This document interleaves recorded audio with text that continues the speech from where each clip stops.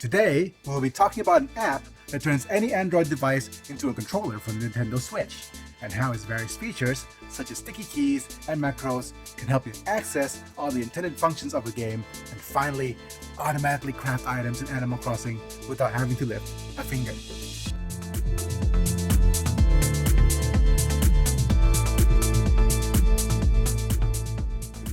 Hi folks, this is Unlockable Content, a series reviewing games, apps, and other gadgets based on accessibility and therapeutic use.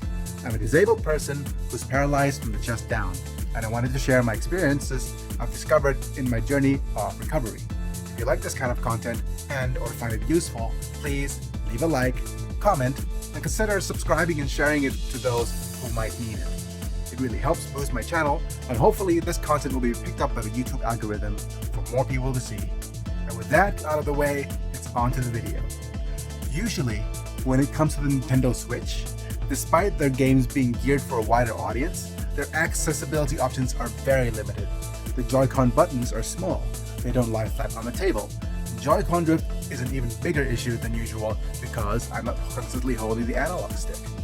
The best Nintendo has to offer is the Pro Controller, with its large analog stick and bigger buttons.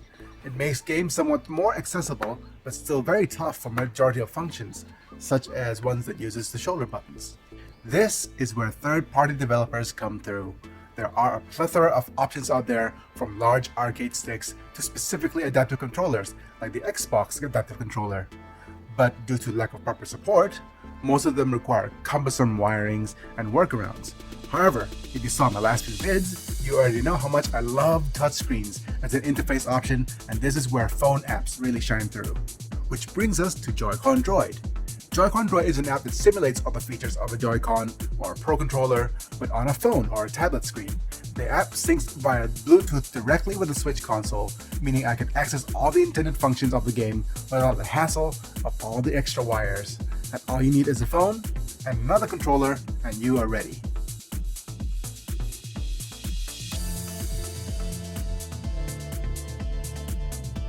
To use the Joy-Con Droid, simply go to the controller menu, select the option to pair the controller.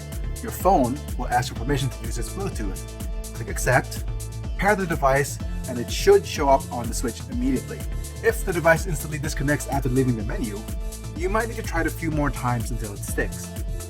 If it still happens, or doesn't pair up at all, you might need to go to the settings to reconnect your Joy-Cons. To do this, you need to require to have the Switch disconnected from its dock, and then go to the system settings. Next, go down to the controllers, and there should be an option to re-pair the connection.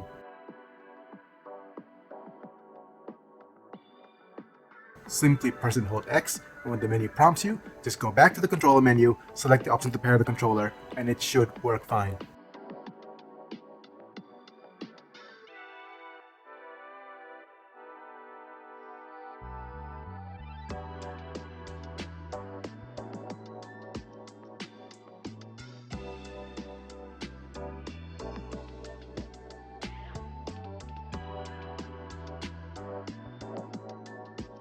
Aside from the obvious advantage of using touchscreens, there are many functions the Joy-Con Droid has available.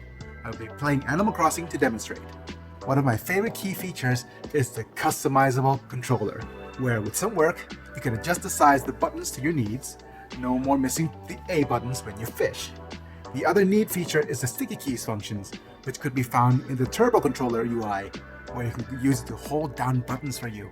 This is especially useful if you, let's say, have only one digit available, like I did for a very long time. For example, you can use it to hold B to run, hold R to skip through dialogue, or hold A to sneak and catch bugs, or to auto swim while diving. But by far, the best features are the macros. Tired of mashing A's to craft all that fish bait? There is a macro for that. Shaking trees for acorns, perhaps? There's a macro for that. Looking for that villager of your dreams, but you're tired of going through the dodo dialogue tree? There's a macro for that too. This is a useful feature even for those without a handicap.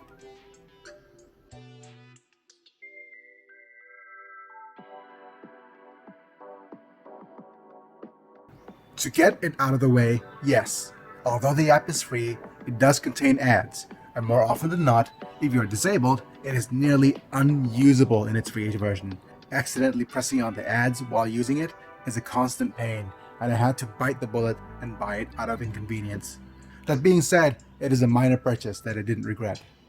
Another issue is regarding its connectivity, where it refuses to pair up. I did address the issue earlier on because the app developer was getting unfair reviews from people not knowing what to do. Other minor things include not being able to turn the console on with the app, meaning that without the ability to press the home button on a regular controller, you will require assistance to turn the console on to pair the app. It might not seem like much of an issue for most people, but the home button is very hard and very small, especially on the Joy-Con. Unfortunately though, Joy-Con Droid's strongest asset is also its biggest weakness, the lack of tactile buttons. Anything that requires specific timing is real tough, such as fishing for rare fish. This could be compensated slightly by customizing the controller, so the button is bigger, but still, it is very lacking compared to a real controller. That is why I eventually moved from using the app to using the Pro Controller once I was able to. Well, that should be it, where, of course, there's one elephant in the room that we need to address, which is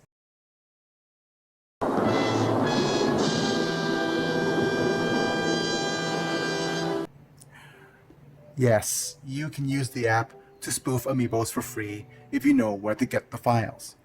Why I'm hesitant to talk about this is because I don't want this app to receive attention for the wrong reasons.